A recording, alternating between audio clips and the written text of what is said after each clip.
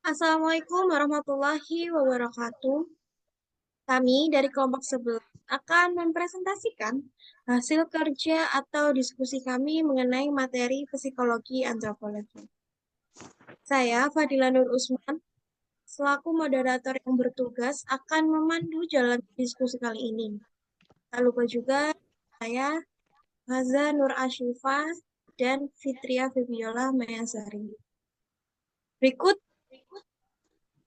pokok pembahasan dalam materi ini. Terdapat terminologi dari psikologi antropologi serta teori dan tokohnya. Sebelum dimulai, kami punya yel-yel untuk menambah semangat. Tolong nyalakan mic teman-teman. Kita mulai. 1, 2, 3. Kami dari kelompok kelompok berkelas.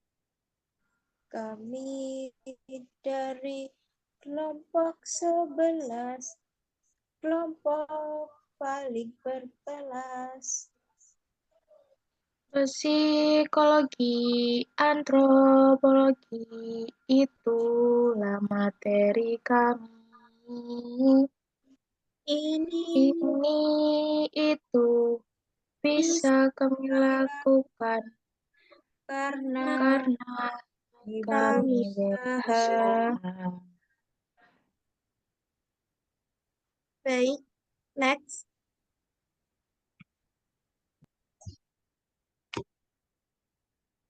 Materi hakikat akan dijelaskan oleh Febiola.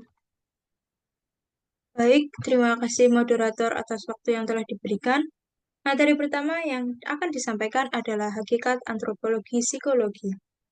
Antropologi psikologi atau psychological anthropology adalah subdisiplin ilmu antropologi. Nama subdisiplin ilmu antropologi ini sebenarnya nama baru dari ilmu yang dahulu dikenal dengan nama kultur atau personality, yakni kebudayaan dan juga kepribadian. Atau kadang juga disebut dengan etnopsikologi, yakni psikologi suku bangsa.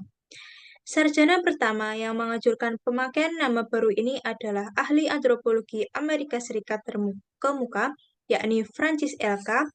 Ruth Benedict, yang menganggap bahwa kebudayaan adalah psikologi individual yang disorot besarkan ke layar, sehingga memberikannya berukuran raksasa serta berjangka waktu yang lama.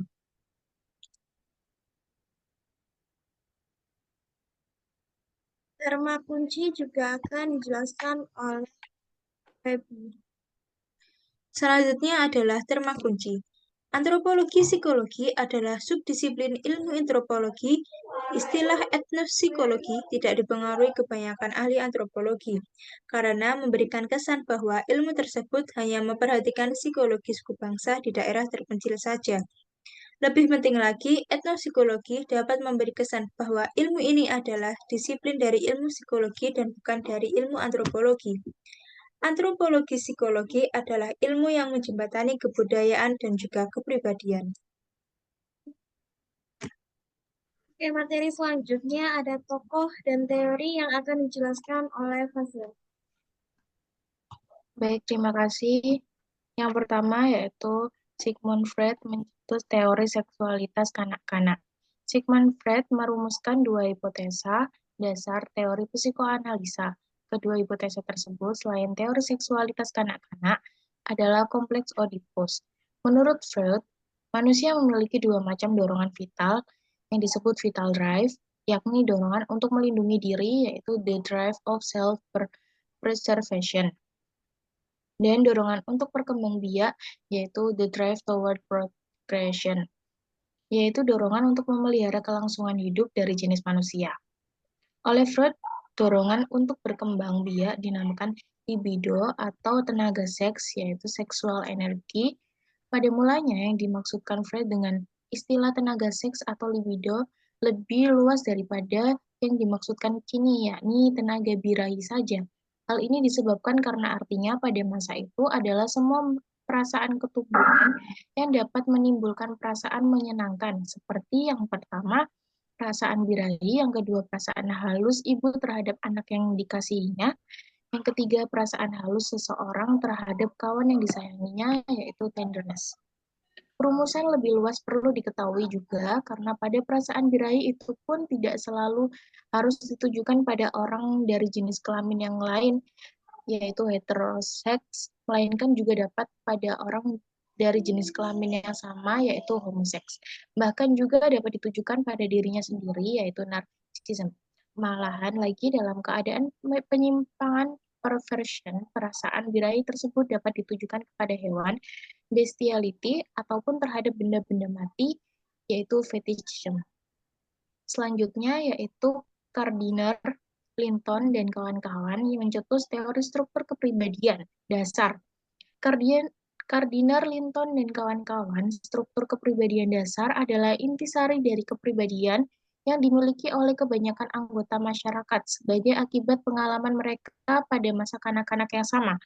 Yang termasuk dalam struktur kepribadian dasar adalah yang pertama, teknik berpikir, yaitu technique of thinking, misalnya apakah ilmiah atau animistis. Yang kedua, sikap terhadap benda hidup atau mati, yaitu attitude toward object, misalnya menerima atau menolak, tergantung dari pengalamannya sewaktu masih kanak-kanak.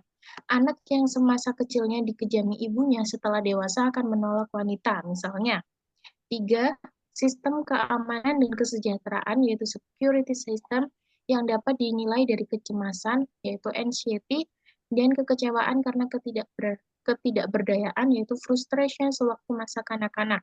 Seorang anak yang semasa kanak-kanak selalu dalam keadaan kelaparan akan menjadi seorang yang bersifat hemat setelah dewasa misalnya, dan pembentukan superego atau bagian kepribadian dari individu yang terbentuk dengan jalan mengambil alih pandangan hidup dari orang tuanya. Selanjutnya saya serahkan kepada moderator. Baik, materi yang ketiga ada dari teori Ruth Benedict dan Margaret Mead, teori watak bangsa.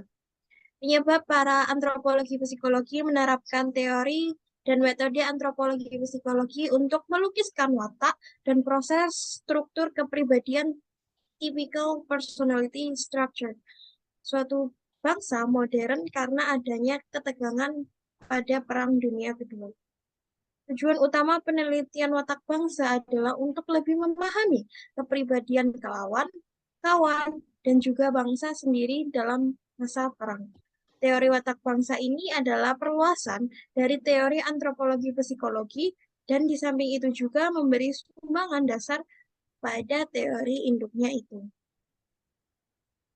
Landasan penerapan teori antropologi psikologi dalam penelitian watak bangsa sangat beraneka ragam, sehingga menimbulkan beberapa macam teori yang berlainan.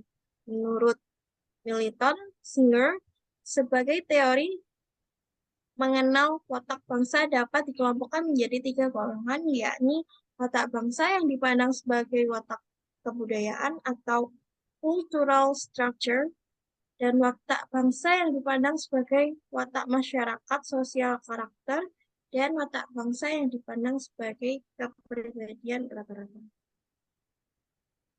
Teori watak bangsa dipandang sebagai watak kebudayaan. Teori watak bangsa dipandang sebagai watak masyarakat. Teori watak bangsa dipandang sebagai watak kesuksesan dan kepribadian dari kelompok-kelompok masyarakat. Serta yang terakhir, teori watak bangsa sebagai kepribadian rata-rata. Sumber acuan yang kami dapatkan dari buku yang berjudul Antropologi Psikologi yang terbit pada tahun 1998.